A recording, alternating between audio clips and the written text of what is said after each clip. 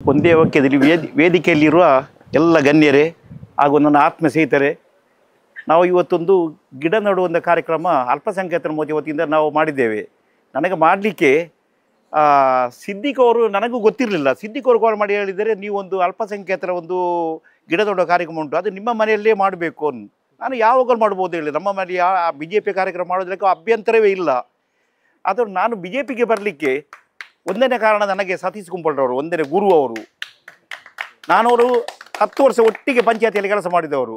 ಆದರೆ ಅದರ ನಂತರ ನಮಗೆ ಅನ್ಯೋನ್ಯತವಾಗಿ ಇವರು ಹೇಳಿದ್ರು, ನೀವು ಬಿ ಜೆ ಪಿ ಪಕ್ಷಕ್ಕೆ ನೀವು ಬರಬೇಕು, ನಿಮಗೆ ಬೇಕಾದ ಸಹಕಾರ ನಾನು ಮಾಡ್ತೇನೆ ಎಂದು. ಹಾಗೆ ಬಿ ಜೆ ಪಿ ಪಕ್ಷಕ್ಕೆ ನಾನು ಬಂದಿದೆ. ಆದರೆ ಬಂದರೆ ನಾನು ಕೂತುಕೊಳ್ಳಿದ್ರೆ ಅವರು ಹೇಳಿದ್ದಾರೆ, ಜಿಲ್ಲಾ ಪಂಚಾಯತಿ ಉಪಾಧ್ಯಕ್ಷ ಆಗಿದ್ದರು.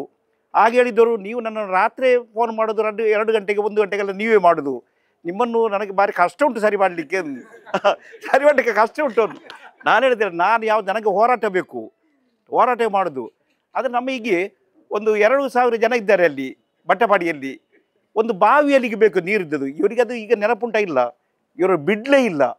ಬಟ್ಟಪಾಡಿಯಲ್ಲಿ ಸ್ಥಳ ಪರ್ಚೇಸ್ ಮಾಡಿ ಬಾವಿ ಮಾಡಿ ಕಾಟಂಗರ ಗುಡ್ಡೆ ತಲಪಾಡಿಗೆ ಪ್ರತಿ 2,000 ಜನ ಇರುವಂಥ ಒಂದು ವಾರ್ಡಿಗೆ ಆ ನೀರು ಈಗಲೂ ಕುಡಿತಿರುವುದು ಮಾನ್ಯ ಸತೀಶ್ ಕುಂಬಳರವರ ಇದನ್ನು. ಅದನ್ನು ಮರೆಯಲಿಕ್ಕೆ ಯಾವ ಮರೆಯಲಿಕ್ಕಿಲ್ಲ, ಅಂಥ ಕೆಲಸ ಎಲ್ಲ ಮಾಡಿದ್ದಾರೆ.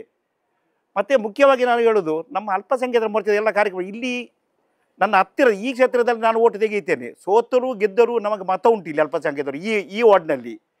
ಹತ್ತಿರ ವಾರ್ಡ್ನಲ್ಲಿ ಈಗ ರಾಜೀವ್ ಸುಚಿಲ್ಗೆ ಅಂತಾರೆ, ಅಲ್ಲಿ 99% ಮುಸ್ಲಿಮ್ಸ್ ಇರೋದು. ಒಂದು 10 ಓಟು ಹಿಂದೂಗಳು, 10-12 ಓಟುಗಳು ಇತರ ಜಾತಿಯವರು ಅಲ್ಲಿ ಉಂಟು. ಅಲ್ಲಿ ಒಂದು ಕ್ಯಾಂಡಿಡೇಟ್ ಮನೆ ನಿಲ್ಲಲಿಕ್ಕೆ ಇಲ್ಲ ಆ ಕ್ಷೇತ್ರದಲ್ಲಿ.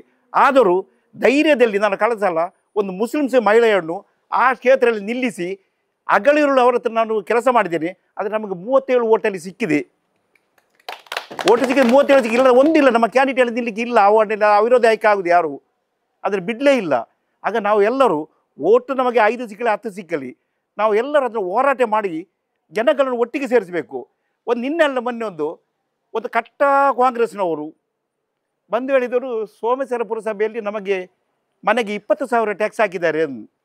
ನಾನು ಹೇಳಿದೆ, ಖಾದರ್ನ ಹತ್ರ ಮಾತನಾಡಿದಾರಲ್ಲ, ಖಾದರ್ ಹತ್ರ ಮಾತಾಡಲಿಕ್ಕೆ ಆಗಲಿಕ್ಕೆ ಅದು ನಿಮ್ಮ ಹತ್ರ ಮಾತ್ರ ಆಗ್ತದೆ ಹೇಳಿದರೆ.